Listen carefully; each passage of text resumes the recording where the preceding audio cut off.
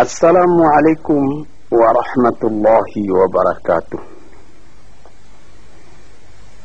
Para pendengar, peminat kaset-kaset saya ini, laki-laki dan perempuan, baik yang sedang tinggal di rumah atau dalam mengembara dalam perjalanan yang jauh dengan mobilnya, diputar kaset, didengarkan Nabuya berceramah, seakan-akan kita berdekat.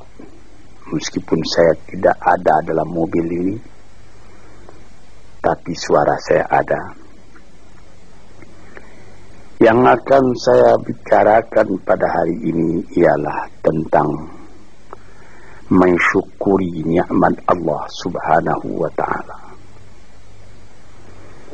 Tuhan bersabda di dalam Al-Quran, la in syakartum la azidannakum wa la in kafartum inna azabi la syadid.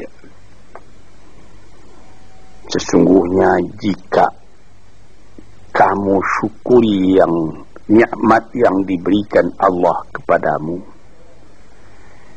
niscaya nikmat itu akan ditambah lagi oleh Tuhan. Sebaliknya jika kamu lupakan nikmat itu,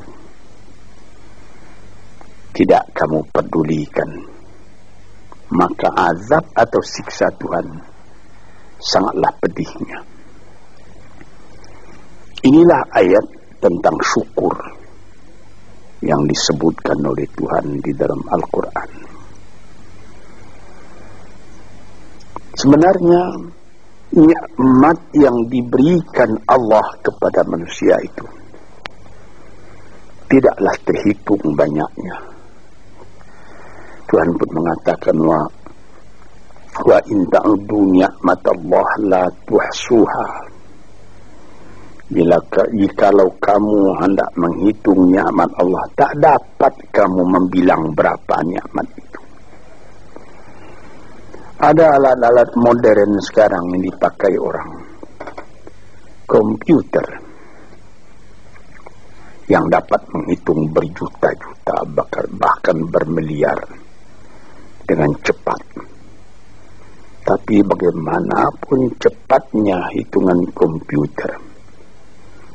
komputernya nanti sudah rusak dan nikmat Allah belum juga semua dapat dituliskan. Apa yang kita syukuri? Apabila kita mengenalkan nikmat Tuhan itu, kita menjadi kaya dalam batin. Kita tidak jadi murung dalam hidup. Sejak dari matahari yang terbit di waktu pagi, terbenam di waktu sore, di waktu senja, lalu berganti dengan malam, dan apabila malam sudah datang, bintang-bintang pun berkelap-kelip di langit. Itu pun sudah kita syukuri jika kita mengenal Dia. Di atas bumi sendiri pun kayu-kayu yang menghijau, buah-buahan yang renum masak, ikan di laut, deburan pasir ketika ombak mengempaskan dirinya ke pantai, pohon kelapa nyiur yang melambai di tepi pantai, dan segala macam yang lain yang susah buat dituliskan, buat diucapkan pun, menjadi perbandingan, menjadi peringatan kepada kita bagaimana besarnya nikmat yang melingkungi manusia ini. Tuan-tuan yang terhormat, di dalam Al-Quran Tuhan pernah bersabda, wa khalaqna lakum ma fil ardi jami'a. Semua isi bumi ini kami sediakan buat kamu. Kami sediakan buat kamu. Sehingga apabila kita melihat ke laut, lihat ombak itu berdebur ke pantai, lalu kelihatan dari jauh perahu nelayan menyusur ombak dan gelombang mencari ikan Untuk siapa ikan yang dicarinya itu? Untuk kita makan. Apabila kita lihat padi menguning di sawah, kita tanamkan padi itu. Untuk siapa buahnya? Untuk kita makan. Pisang yang tumbuh di pekarangan rumah kita untuk kita makan. Malahan kalau kita lihat binatang-binatang berkaki 4, kambing, sapi, kerbau. Hei kambing, hei sapi, hei kerbau, mengapa kamu gemuk? Mengapa kamu jadi besar? Kami disediakan buat kamu. Buat kamu. Payahlah menghitungnya. Sampai kepada buah-buahan yang ada, mangga, rambutan, durian, makanan-makanan yang lain-lain, lazat dimakan oleh manusia. Kalau sekiranya kita tanyai dan mereka dapat menjawab, tentu jawabnya akan sama semua, buat kamu. Inilah nikmat oleh Allah Subhanahu wa ta'ala. Wa sakhkhara lakum ma fil ardi, dan segala isi bumi ini disediakan buat kamu. Di sini kita merasa dalam hati syukur. Allah Ta'ala pun beri peringatan kepada kita. Walaqad karramna bani Adam wa hamalnahum fil barri wal bahri wa razaqnahum minat tayyibat wa faddalnahum ala kathirin mimman khalaqna tafdila. 4. Katanya, hai anak Adam, kami muliakan kamu di muka bumi ini. Kami angkat kamu di laut dan di darat. Di laut dengan kapal, di darat dengan kendaraan, malah sampai sekarang di udara diangkat manusia. Dan diberikan rezeki, padi menguning, buah-buahan yang manis-manisnya pun bermacam kemanisan. Dan diberikan lagi peringatan bahwa dari binatang yang lain, manusia lebih utama. Dijadikan Allah Ta'ala bermacam-macam binatang, bermacam-macam margastawa yang ada di muka bumi ini. Manusia juga yang lebih tinggi daripada semuanya itu. Dan sebagai patri daripada segala nikmat yang ada itu, diutus Tuhan pula, utusan-utusannya terdiri daripada bangsa manusia sendiri. Nabi-nabi dan rasul-rasul sejak dari zaman Nabi Adam, Nuh, Idris, Hud, Salih, Ishaq, Yakub, Yusuf, Daud, Sulaiman, Zakaria, Yahya, Isa, Musa, dan lain-lain, Harun, dan lain-lain, sampai kepada Nabi Muhammad SAW.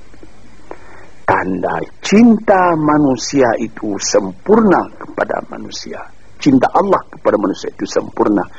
Dikirim manusia sendiri buat menyampaikan bagaimana manusia tadi supaya selamat dalam kehidupannya. Dan diberi peringatan kepada manusia bahwa hidup itu bukan sekedar yang sekarang saja. Sesudah hidup yang sekarang ada lagi hidup yang lain, hidup yang akan datang yang lebih kekal daripada hidup yang sekarang. Hidup yang sekarang ini disebut al-hayatul faniyah, hidup yang fana, kelihatan sebentar, kemudian hilang, sesudah hilang tak kembali lagi. Tapi nanti disambut dengan al-hayatul baqiyah, hidup yang kekal. Disitulah kehidupan yang sejati.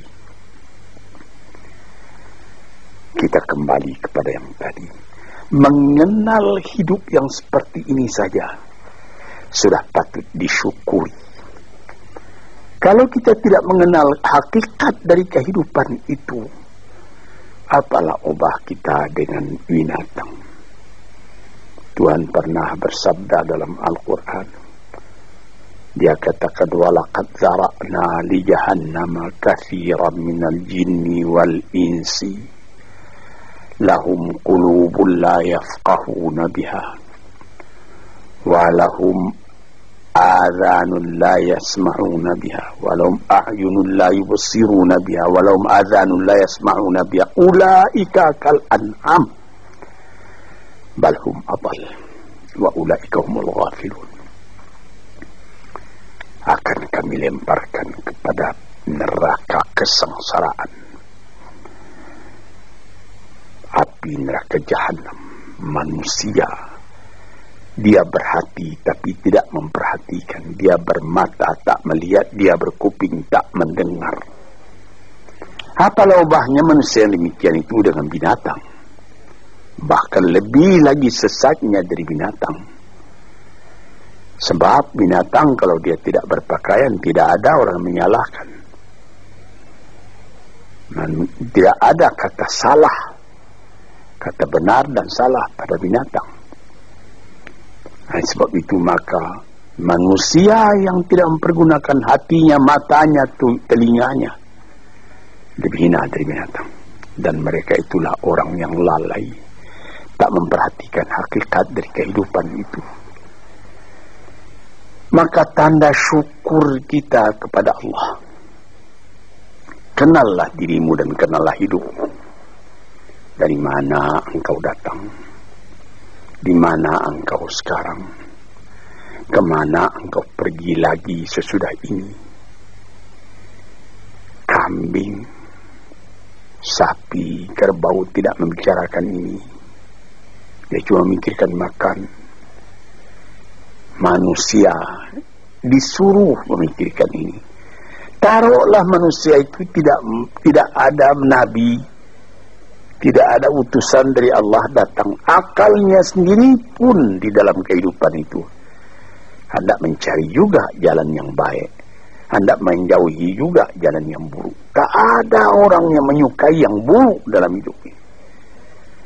Walaupun orang yang telah terlanjur berbuat buruk sekalipun, dia menyesali karena dia tidak dapat menahan dirinya. Sebab itu maka bersyukurlah kita kepada Allah. Kehidupan kita itu tidak disia-siakan, tidak disia-siakan oleh Allah. Yahsabul insanu ayyutraka sudah. Apakah manusia menyangka bahwa dia akan dibiarkan saja, tidak terpelihara, berjalan tidak tentu arah? Tidak. Sejak dari masa dalam menjadi nutfah lagi sampai menjadi insan sudah menjadi fikiran kita. Bagaimana keindahan Allah menjadikan kita. Sebab itu maka dikatakan, bersyukurlah, syukurilah nikmat Allah itu. Sekarang timbul pertanyaan, bagaimana yang dimaksud dengan syukur itu? Saya pertalikan sedikit dengan falsafah. Sokrates apabila dia mempelajari keadaan alam, sesudah melihat keadaan alam ini, dia pun mempunyai iman bahwa ada yang menciptakan alam, yaitu Tuhan. Dia bersyukur. Mengetahui itulah hakikat hidup, kata beliau. Mengetahui itulah kebahagiaan sejati, kata beliau. Maka di sini kita melihat, syukur ya Allah, aku tidak dijadikan jadi binatang. Syukur ya Allah, aku tidak jadikan manusia yang sia-sia. Syukur ya Allah, aku terjadi dalam keadaan seperti ini. Sehingga aku tahu yang hak, tahu yang batil, tahu yang buruk, tahu yang baik, tahu dari mana asal perjalanan ini, dan tahu pula kemana tujuan perjalanan ini. Syukur kepada Allah karena kita tahu Kita datang ke dunia cuma sekali. Sepintas, sekejap mata dibandingkan dengan umurnya dunia. Taruhlah orang berumur 100 tahun yang paling panjang. Tapi apalah artinya 100 tahun dengan umur dunia yang sudah miliar tahun. Dan apabila kita mati pun, dunia pun akan tinggal sepeninggal kita. Entah berapa juta tahun lagi, tidak tahulah.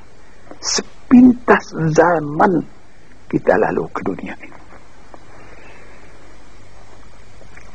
Kita bersyukur karena kita diberi ingat yang sepintas zaman, yang sekejap mata itu harus kita isi, sehingga setelah badan kita hancur di dalam bumi, kita masih hidup. Ini, saudara-saudara pendengar yang terhormat, kita sudah mati hancur di kandung tanah, tapi masih hidup. Ada orang yang berumur sampai 100 tahun misalnya, atau lebih sedikit, tidak pula banyak lebihnya itu. Belum saya mendengar berita di dunia ada orang yang berumur 200 tahun, tidak. Paling banyak ya 120, 130 tahun, itu pun sudah lemah.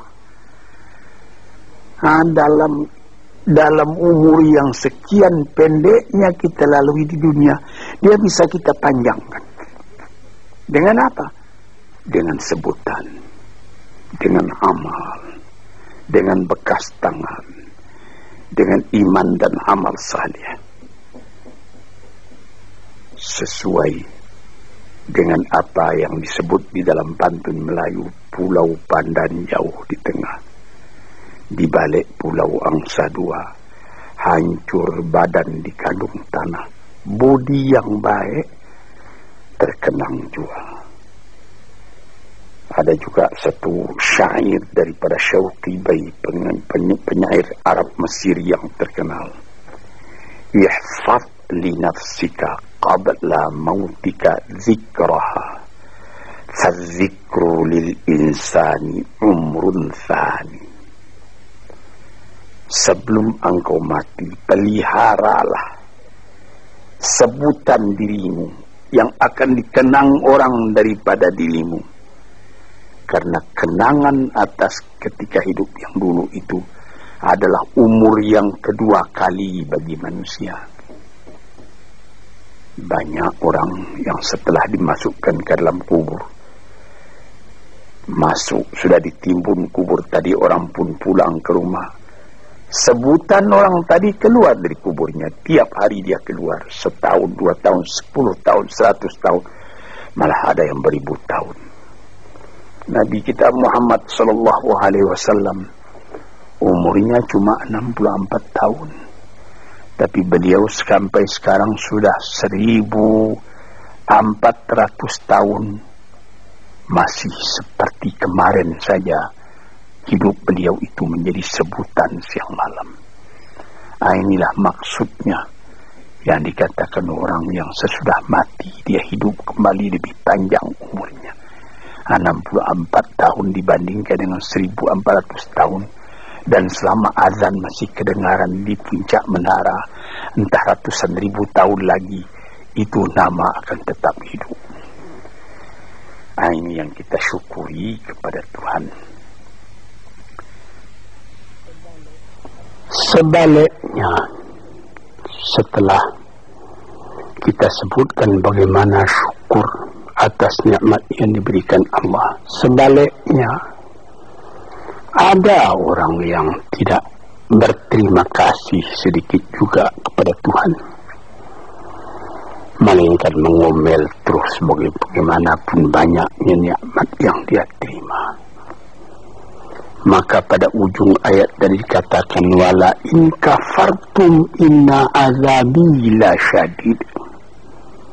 Kalau kamu masih mengingkari nikmat Tuhan itu, maka siksaan Tuhan amatlah pedihnya kepada dirimu. Memang banyak sekali manusia Sudah ada nikmat datang, dia tidak memperdulikan nikmat itu, dia masih mengomel saja. Kita misalkan, ada seorang perempuan bertandang ke rumah sahabatnya perempuan yang lain. Sesampai di rumah tadi dilihatnya, senang dia melihat bagaimana keadaan rumah itu.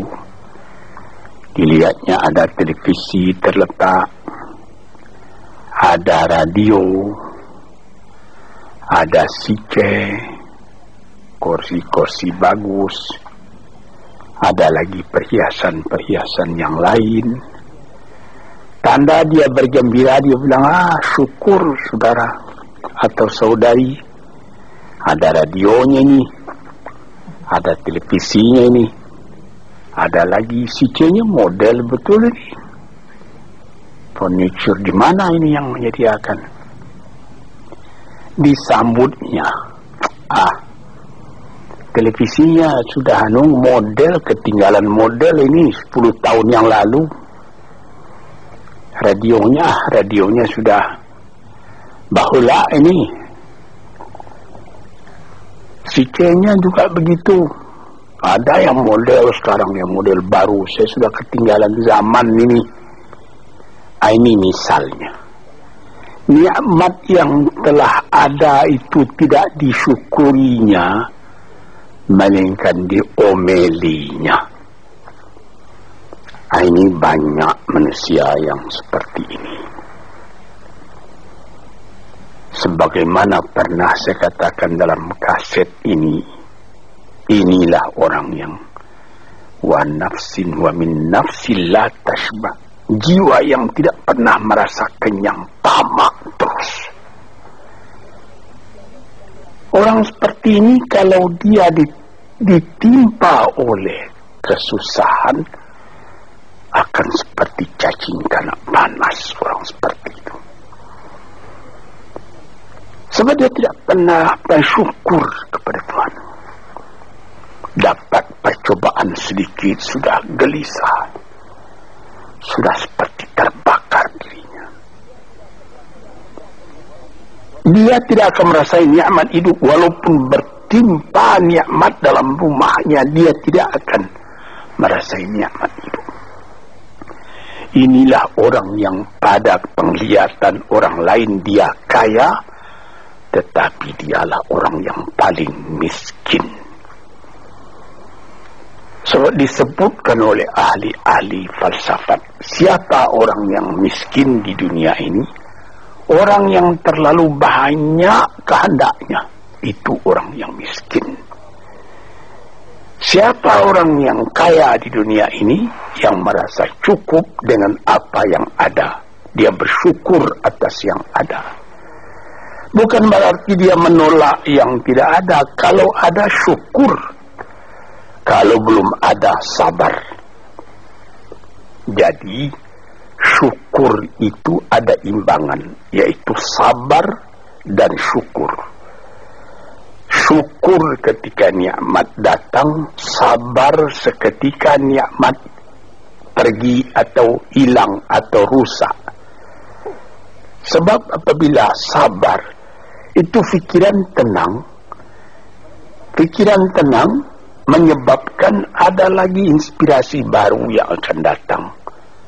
Tetapi kalau dapat sedikit cobaan sudah gelisah, maka kita mengkafiri, tidak mensyukuri nikmat yang ada. Misalnya saya pernah juga bertemu bukan seorang, berdeknya berkali-kali orang. Dia datang, Abuya, saya ini susah. Kenapa? Ya, Buya mengatakan kalau kita suka bertahajud, suka beribadat dengan setia, nanti apa yang kita minta dapat dikabulkan oleh Tuhan. Saya sudah 4 tahun tahajud saja saban malam, tidak dikasih apa-apa. Ini orang tidak bersyukur. 4 tahun dia bertahajud, tahajud terus menerus. Dengan apa dia bertelanjang? Tidak pakai mukena. Berapa dibeli mukena itu? Lampunya terang. Berapa ongkos lampunya? 4 tahun sakit. Tidak. Makan enak juga saban hari. Cuma permintaan belum dikabulkan. Nikmat yang ada dalam tangannya dia lupa karena mengharapkan nikmat akan datang. Inilah orang. Wa ila in kafartum inna azabi lasyadid. Kalau kamu lupa kepada nikmatku, azabmu yang akan kamu derita lebih sakit lagi. Misalnya tadi itu, saya sudah bertahajud sekian tahun, tapi permintaan saya tidak dikabulkan. Berfikirlah sedikit. Itu namanya perkataan kan kurang sopan kepada Tuhan. Seakan-akan kita yang menentukan. Tuhan, mari sini, kasih saya. Seperti begitu kita kepada Tuhan. Padahal bukan karena mengharapkan diberi apa-apa itu yang menjadi pokok. Kita sebagai hamba Allah dihidupkan di dunia ini buat apa? Di dalam Quran dikatakan, "Ma khalaqtul jinna wal insa illa liya'budun." Tidaklah aku jadikan jin dan manusia melainkan untuk beribadat kepadaku. Jadi artinya bukan 4 tahun, selama hidup hendaknya kita beribadat kepada Tuhan. Bukan mengharapkan apa-apa, karena yang ada ini sudah harapan kita. Yang ada disyukuri. Ini satu contoh. Saya ingatkan apa maksudnya inna azabi lasyadid. Orang yang lupa kepada nikmat Allah, nikmatnya Allah dia lupakan, dia tidak bersyukur, siksaan datang. Siksaan apa? Gelisah hatinya selalu. Itu siksaan, itu gelisah. Sudah dapat mobil. Apa merek mobil? Mereknya Holden. Ya, tapi baru dipakai 2-3 hari. Ya, tapi sekarang ada lagi ini Holden dah. Mau pakai Mercedes Benz, pakai apa lagi? BMW, Volvo, macam-macam pikirannya itu sudah siksaan buat dia. Padahal bukan pula dilarang mencita-cita yang baru itu, bukan dilarang. Tapi berpikirlah dengan wajar yang akan datang disyukuri, yang telah ada ini lebih disyukuri lagi. Orang gelisah karena mengharapkan yang baru, dia lupa keadaan kekayaan yang ada pada dirinya sendiri. Cobalah, kita kaya, mobil ada, rumah besar, ini cukup, tapi badan sakit. Bagaimana? Saya teringat salah seorang sahabat saya telah meninggal. Itu terkenal orang kaya besar, Bapak Rahman Tamin. Dia di rumah sakit. Dia ketika itu baru saja membuka pabrik tekstil di Surabaya. Jadi bukan main lah, dia terkenal. Jadi ketika dia sakit, saya pergi melihat dia. Sekarang saya mengerti, katanya, apalah arti kekayaan saya yang banyak itu, katanya. Yang penting sekarang ini bagi saya sehat. Ini perkataan dari seorang mukmin yang mengetahui berapa nikmat Allah. Tapi nikmat yang paling besar itu kesehatan, bukan kekayaan. Dia berdoa kepada Tuhan, dia beribadat, dia minta, ya Allah, sehatkanlah badanku atau tetapkanlah imanku. Ini saya pernah melihat, di sini kita melihat bahwa kesehatan badan adalah kekayaan yang tidak ada nilainya. Walaupun engkau tidak mempunyai banyak kekayaan, tapi badanmu sehat, kekayaan berjuta-juta itu. Engkau tidak banyak kekayaan, tetapi engkau makan enak. Pernah saya juga berjalan-jalan dengan seorang teman orang kaya, naik mobil lalu di dekat sawah, orang-orang bekerja sawah.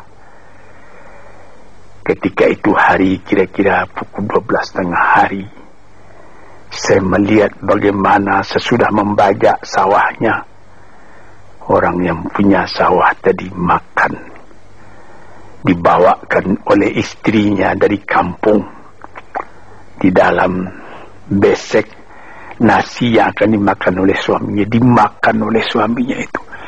Sehingga kawan saya yang punya mobil tadi menjadi dalam hatinya itu seakan-akan iri. Saya yang tinggal di gedung besar, di rumah besar, mempunyai mobil beginian, tidak merasa enak makan seperti itu, katanya. Coba Tuhan, berapa nikmat Allah. Maka itu kita kembali kepada pangkal kaji tadi. Wa in syakartum la azidannakum. Apa nikmat yang telah diberikan oleh Allah Ta'ala, syukurilah. Apabila itu engkau syukuri, badanmu sehat, hatimu senang, dadamu lapang. Dalam hal itu insyaAllah Tuhan memberikan lagi tambahan nikmat itu. Wala in kafartum, tetapi jikalau engkau lupakan nikmat itu, itu namanya sama dengan kafir. Melupakan nikmat itu sama kafir. Sebab kafir itu ada namanya kafir inad, kafir juhud, kafir nikmat. Kafir inad artinya keras kepala. Kafir juhud, ingkar, tak mau percaya. Kafir nikmat, nikmat Tuhan telah datang, lupa nikmat itu. Itu juga termasuk kafir namanya. Kalau kita lupakan nikmat itu, maka kita sudah meracun diri sendiri. Makan tidak enak lagi. Mengapa? Ya habis. Rumah sewa saya sudah 40 pintu banyaknya. Tapi yang di sana tidak dibayar orang. Di sana itu hampir terbakar, rusak. Jadi berapa? Ada 2 rumah. Jadi yang 30 bagaimana? Lupa itu. Inilah beberapa contoh daripada orang yang memungkiri nikmat Allah. Itu juga merubah kepada rupa muka kita. Orang yang selalu tidak puas,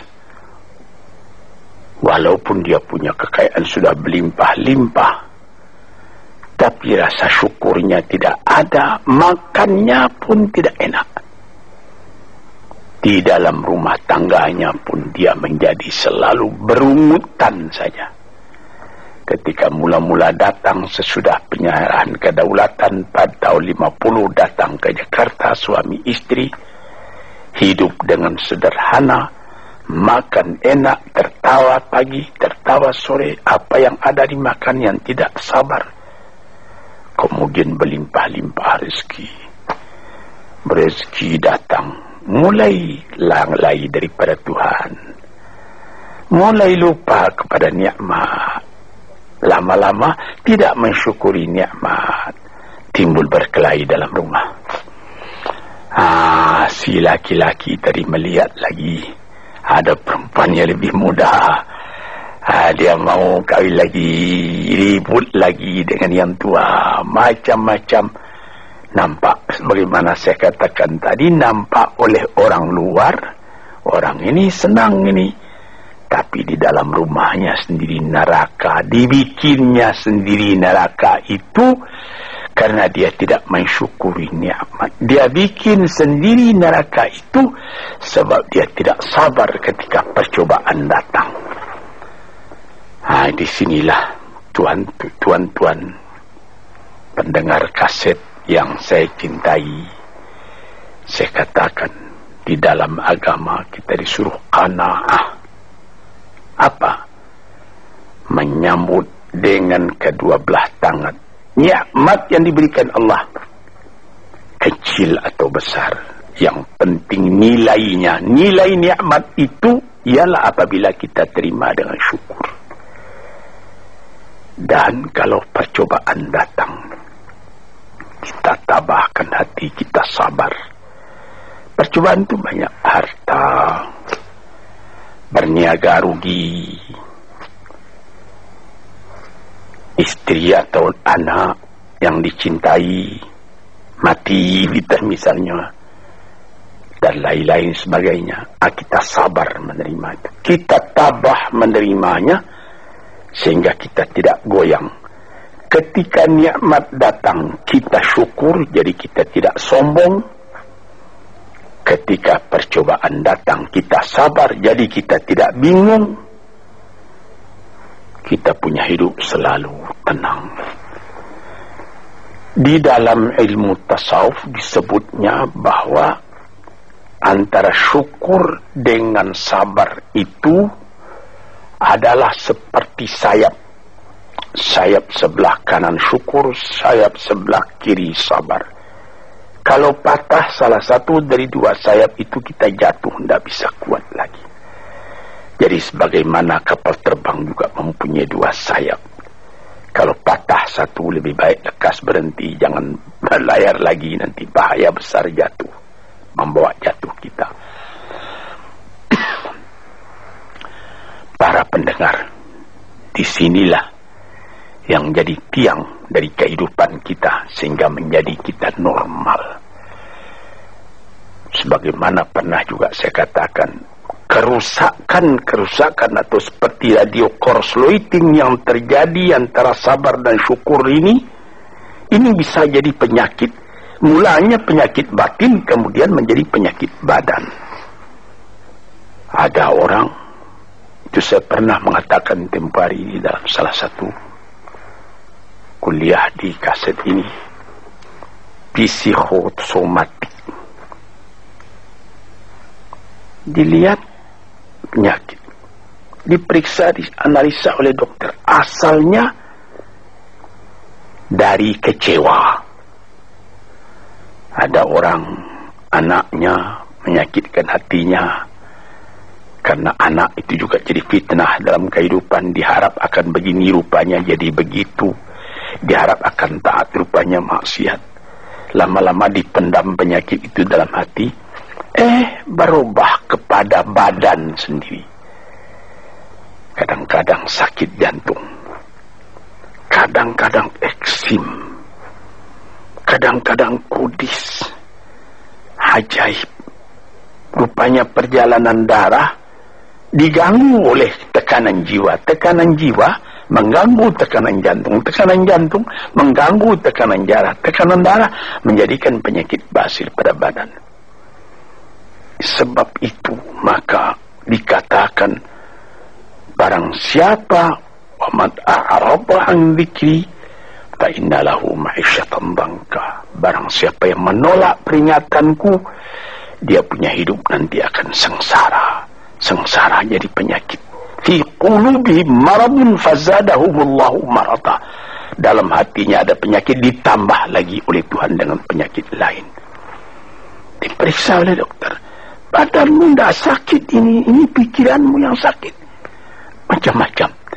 Disinilah saudara-saudara yang terhormat, maka syukur itu adalah satu nikmat yang kita sendiri mengusahakan supaya terjadi pada diri kita sendiri. Dan gelisah itu adalah laknat yang kita tumbuhkan sendiri. Sebagaimana pepatah orang Melayu, makan hati berulam jantung. Hatinya sendiri dia makan, jantungnya sendiri diambil ulam, akhirnya kurus kering, pikiran pun jadi tertumbuk, cahaya mata pun menjadi muram, hati gelisah, kepercayaan kepada Allah tidak ada lagi, kepada hidup pun tidak ada lagi. Na'udzubillahi min dzalik. Para pendengar, peminat kaset-kaset ini, saya serukan, gembirakan hati, kuatkan iman kepada Allah, syukuri segala nikmat, sabar kalau datang percobaan. Insya Allah kita akan tetap teguh hidup, selamat dunia dan akhirat. Sekian saja dulu, insyaallah lain hari kita sambung lagi. Assalamualaikum warahmatullahi wabarakatuh.